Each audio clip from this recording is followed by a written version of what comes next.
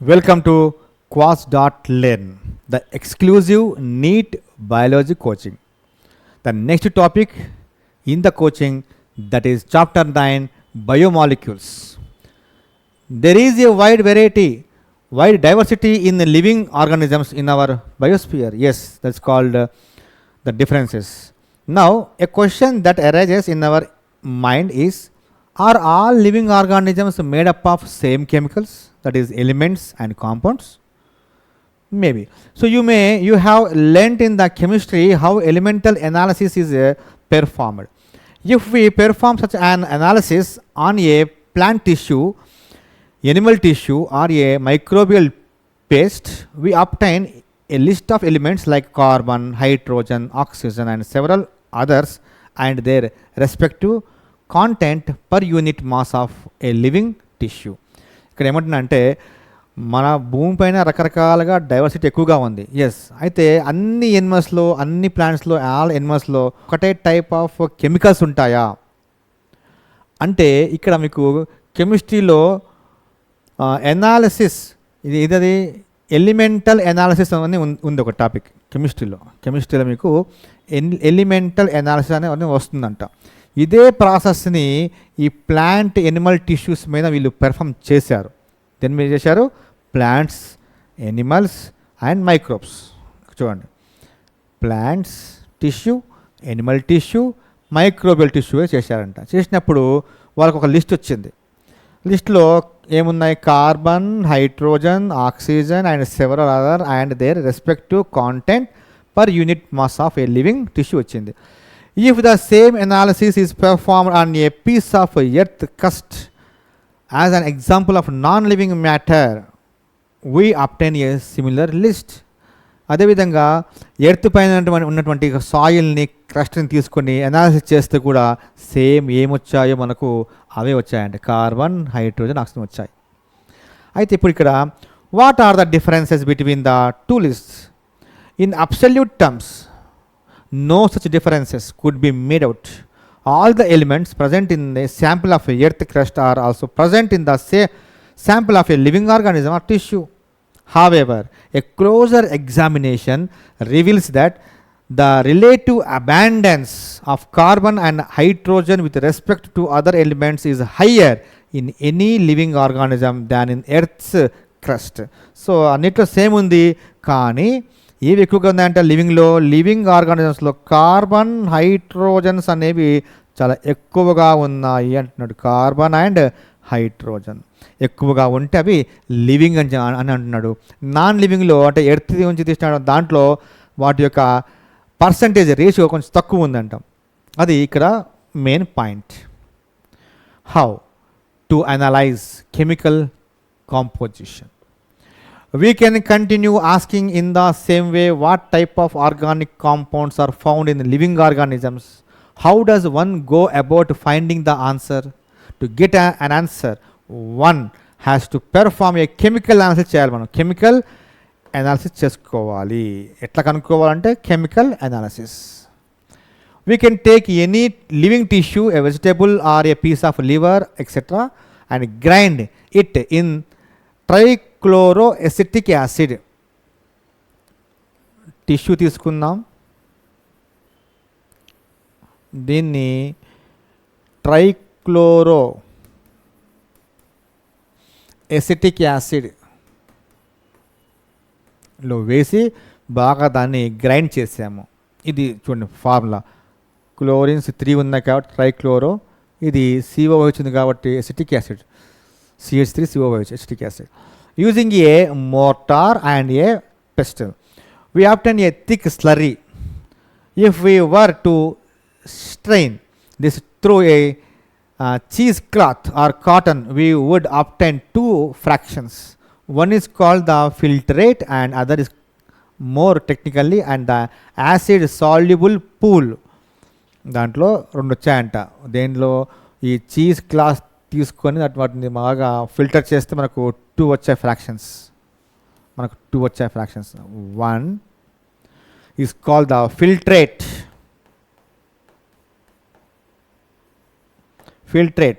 or more technically the acid soluble pool ఇది యాసిడ్లో soluble అయిపోయినటువంటి ఒక పదార్థము, pool.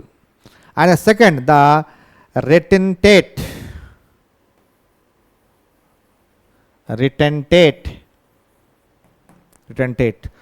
Okay, are the acid insoluble fraction. ఇది యాసిడ్లో కరగలేదు కాబట్టి acid insoluble.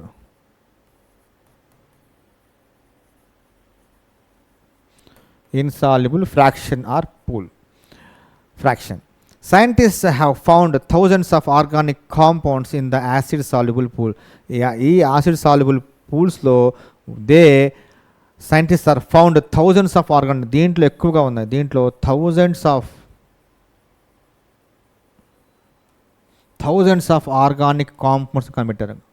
thousands of organic compounds వాళ్ళకి కనపడ్డాయి. సో టిష్యూ తీసుకున్నారు, ట్రైక్లోరెస్టిక్ యాసిడ్ వేసి బాగా గ్రైండ్ చేశారు, స్లర్రీ వచ్చింది, దాన్ని అనలైజ్ చేశారు. 2 రకాలుగా ఒక క్లాత్ తీసుకున్నారు, ఆ క్లాత్తోని స్ట్రెయిన్ చేస్తే మనకు 2 వచ్చాయి. ఓకే, ఒకటేమో ఫిల్ట్రేట్ అయ్యింది, దాని పేరు యాసిడ్ సాల్యుబుల్ పూల్ అని చెప్పాడు. అది ఫిల్ట్రేట్ కాలేదు, దాని పేరు రిటెంటేట్ అన్నారు. దాని పేరు ఇంకో పేరు యాసిడ్ ఇన్సాల్యుబుల్ పూల్ అని చెప్పారు, acid insoluble pool. Okay, so next in higher classes you will learn about how to analyze a living tissue sample and identify a particular organic compound. It will suffice to say here that one extracts the compounds, then subjects to the extract to various separation techniques till one has separated a compound from the all other compounds. So mixture నుంచి వేరు చేస్తానికి, compounds వేరు చేస్తానికి చాలా techniques ఉన్నాయి. ఆ techniques అంతా కూడా మాకు హయ్యర్ క్లాసెస్లో అని చెప్తున్నారు. In other words, one isolates and purifies a compound. So analytical techniques when applied to the compound give us an idea of the molecular formula and the probable structure of the compound.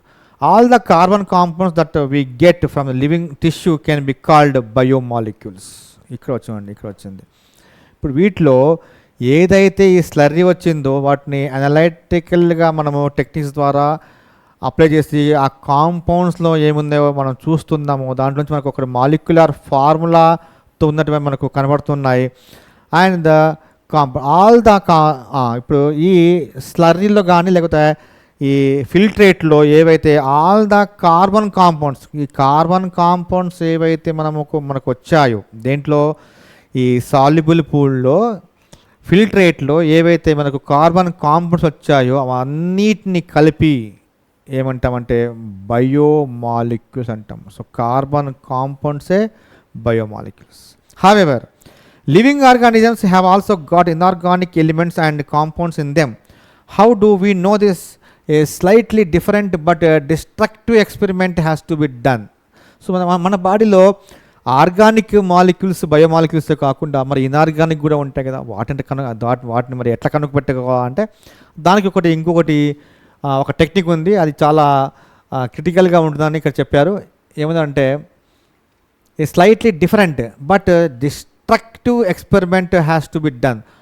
One weighs a small amount of a living tissue, ఒక tissue తీసుకోవాలి, say leaf or liver, called weight, పచ్చిగా ఉందో తీసుకుంటాం కాబట్టి, and dry it, దాన్ని బాగా ఎండబెట్టాలి.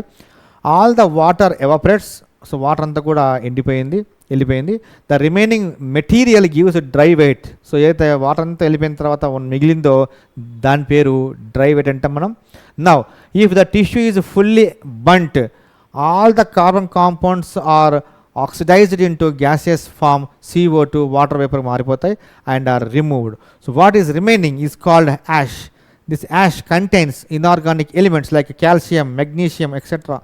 So inorganic compounds like sulfate, phosphate, etc. are also seen in the acid soluble fraction. Therefore elemental analysis gives elemental composition of living tissue in the form of hydrogen, oxygen, chlorine, carbon, etc. Well, analysis for compounds gives an idea of the kind of organic and inorganic constituents present in the living tissues. From a chemistry point of view, one can identify functional groups like aldehyde, ketones, aromatic compounds, etc. But from a biological point of view, we shall classify them into amino acids, nucleotide bases, fatty acids etcetera. So ఇక్కడ technique చెప్పారు. Technique ఏంటంటే ఒకటి plant leaf కానీ ఒక liver tissue కానీ తీసుకొని చెప్పాడు. అది పచ్చిగా ఉంటుంది కాబట్టి ఆ వైట్ దాన్ని మనం లెక్కలో తీసుకోకూడదు కాబట్టి దాన్ని డ్రై చేయాలి.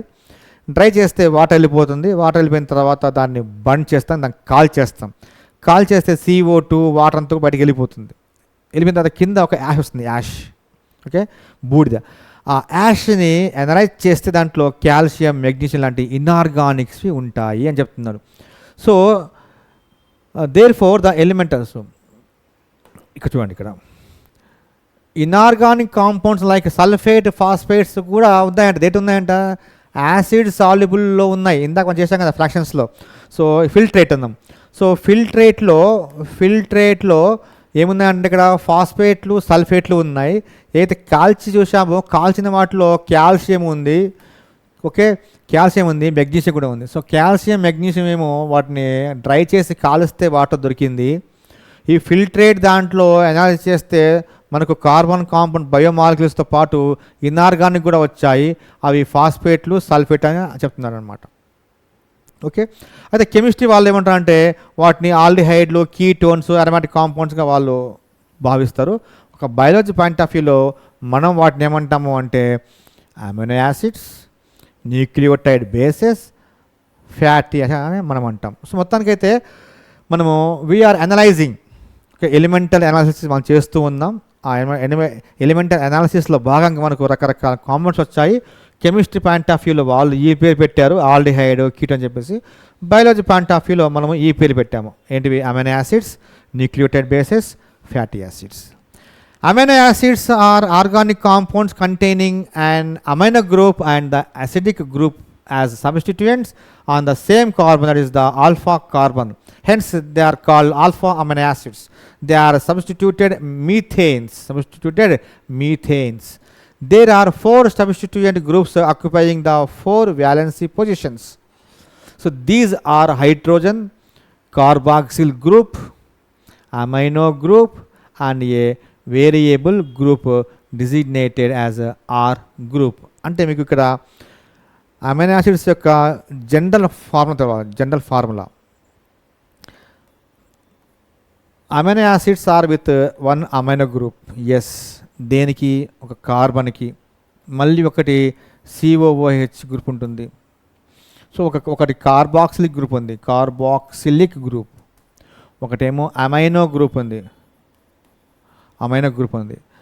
ఇక్కడ కార్బన్ ఉంది. అంటే ఈ కార్బన్ యొక్క వ్యాలెన్సీ ఎంతండి? కార్బన్ హ్యాస్ వ్యాలెన్సీ 4 ఉంది. సో ఈ 4 వ్యాలెన్సీలో అంటే దీన్ని మనం కామన్గా CH4 అనుకోవచ్చు. మరి CH4 అంటే ఏంటి? ఇక్కడ మీథేన్. అంటే మీథేన్ అనే దాన్ని తీసుకొని ఒక్కొక్క బాండ్ దగ్గర మనము ఏం చేస్తాము అంటే ఈ వ్యాలెన్సీలో వీఆర్ సబ్స్టిట్యూటింగ్ చేస్తున్నాం. దేని చేసాము కదండి? అమైనో గ్రూప్ చేసాము, కార్బాక్సిలిక్ గ్రూప్ చేసాము, ఒక దగ్గర హైడ్రోజన్ని చేస్తాము, ఒక దగ్గర ఆర్ అనే ఒక ఫంక్షనల్ గ్రూప్ని చేస్తాము. అంటే ఒకటే కార్బన్కి 4 వైపులా 4 అతుక్కుని ఉన్నాయి. ఎందుకంటే దీని యొక్క వ్యాలెన్సీ 4 కాబట్టి. ఇప్పుడు ఇలాంటి కార్బన్ ఏమన్నారంటే వాళ్ళు ఆల్ఫా కార్బన్ అన్నారు, ఫస్ట్ కార్బన్. ఓకే, సో ఈ ఆల్ఫా కార్బన్కి ఏమేమి ఉన్నాయి అంటే ఒకటి హైడ్రోజన్ ఉంది, కార్బాక్సిల్ గ్రూప్ ఉంది, అమైనో గ్రూప్ ఉంది, అండ్ ఒకటి వేరియబుల్ డిసిగ్నేటెడ్ ఆర్ గ్రూప్ కూడా ఉంది. Okay, so based on the nature of R group they are many amino acids. However those which occur in the proteins are only of 20 types. So ఇప్పుడు ఈ ఆర్ని base చేసుకుని are దగ్గర మనం ఏం పెడతామో base చేసుకుంటే మనకు different types of amino acids వస్తుంటాయి. అమైనో యాసిడ్ అంటే ఓన్లీ ఒక ఆర్ని మార్చేస్తే చాలు, దీని పేరు మారిపోతుంది. సో అమైనో యాసిడ్ R1 ఉంటే ఒకటి, R2 ఉంటే R3, అలా ఆర్ మారుస్తూ ఉంటే we will get different types of amino acids. But ఏం తీసుకున్నా కూడా మనకు 21 కానీ 20 కానీ ఉంటాయి. ఈ ఆర్ గ్రూప్ని బేస్ చేసుకొని ఎన్ని ఉన్నాయి అమైనో యాసిడ్స్ అంటే దేర్ ఆర్ 20 అమైనో యాసిడ్స్. గుర్తుంచుకోవాలి, ప్రోటీన్స్లో ఎన్ని ఉంటాయి అమైనో యాసిడ్స్ అంటే they are 20 amino acids in a protein. ఒక ప్రోటీన్ తీసుకుంటే దాంట్లో 20 అమైనో యాసిడ్స్ ఉంటాయి. ఈ 20 డిఫరెంట్ టైప్స్ ఎలా వచ్చాయంటే basing on the R group ఏముందో దాన్ని బేస్ చేసుకొని ఈ 20 మనం డిస్కస్ చేసాం. The R group in the proteinaceous amino acids could be a hydrogen, the amino acids call glycine. ఒకవేళ ఆర్ అనే దగ్గర హెచ్ ఉన్నట్లయితే దీని పేరు గ్లైసిన్. చూడండి అది ఇంపార్టెంట్, గ్లైసిన్. ఒకవేళ ఆర్ దగ్గర మిథైల్ CH3 ఉన్నట్లయితే దాని పేరు alanine. Alanine. So 3 of the 20 are shown in the figure 9.1లో చూపించాలని చూద్దాం. ఆర్ ప్లేస్లో హెచ్ ఉంది ఇక్కడ, హైడ్రోజన్ అంటే గ్లైసిన్. అదే ఆర్ ప్లేస్లో మిథైల్ ఉంది, CH3 ఉంటే అలనిన్. CH2OH హైడ్రాక్సిల్ మిథైల్ కదా, CH2OH ఉంది, CH2OH దాని పేరు సెరైన్. సో ఇవి 3 amino acids. The chemical and physical properties of amino acids are essentially of the amino, carboxyl and the R functional groups. So దీంట్లో ఈ amino, carboxylic, ఈ R group, ఈ మూడింటి మీదనే మొత్తం డిపెండ్ అయి ఉంటుంది. So based on the number of amino and carboxyl groups there are acidic, glutamic acid, basic, lysine and neutral, valine amino acids. So amino యాసిడ్స్లో ఒకవేళ అమైన్స్ ఎక్కువగా ఉన్నట్లయితే, అమైన్స్ అనేవి ఎక్కువగా ఉన్నట్లయితే, so based on the number of amino and carboxylic groups, so there are acidic, glutamic acid, basic, lysine. So amine ఎక్కువగా ఉంటే దాన్ని లైసిన్ అన్నాడు. లైసిన్ అమైనో యాసిడ్స్లో ఏది ఎక్కువగా ఉంటుంది? బేస్ ఎక్కువగా ఉంటుంది, బేసిక్. ఒకవేళ యాసిడ్, దీని పేరు అసిడిక్ అంటాం. ఎగ్జాంపుల్ ఇది ఇచ్చాడు, గ్లూటామిక్ యాసిడ్. సో గ్లూటామిక్ యాసిడ్లో COH ఎక్కువగా ఉంటుంది. ఒకవేళ ఇది కాదు రెండు సమానంగా ఉన్నాయి, దట్ ఈస్ కాల్డ్ న్యూట్రల్ అంటారు. న్యూట్రల్ కూడా ఉంటుంది. ఓకే, దాని పేరు వ్యాలిన్. ఇవన్నీ గుర్తుంచుకోవాలి, ప్రతి ఒక్కటి important. Valine is the amino acid which is a neutral amino acid. అంటే అమైనో గ్రూప్ బేసెస్, యాసిడ్స్ రెండు సమానంగా ఉంటాయి. Similarly there are aromatic amino acids, tyrosine, phenylalanine, tryptophan. ఇవన్నీ అరోమాటిక్వి. A particular property of amino acid is the ionizable nature of NH2 and COOH groups. అంటే ఒకటే దగ్గర plus ఉంది అండ్ మైనస్ కూడా ఉంది. అంటే ఒకటే అయాన్లో, ఒకటే అమైనో యాసిడ్లో NH3 ప్లస్ ఉంది, CO మైనస్ కూడా ఉంది. అంటే it can maintain 2 poles, positive pole and negative pole. Hence in solution of different pH the structure of amino acids changes. అందుకే ఇవన్నీ కూడా జ్యుటర్ అయాన్ రూపంలో ఉంటుంది. జ్యుటర్ అయాన్ అంటే ఒకటే ఈ స్ట్రక్చర్ చూసుకున్నాం. ఒక అమైనో యాసిడ్లో పాజిటివ్ అమైనో గ్రూప్ ఉంది, నెగిటివ్ కార్బాక్సిల్ గ్రూప్ ఉంది. సో నెగిటివ్, పాజిటివ్ అనేది ఒకటే కాంపౌండ్లో ఉంటే దాని పేరు జ్యుటర్ అయాన్ అంటాం, zwitter ion. Okay, so we are stopping here and will discuss about the fatty acids in the next class.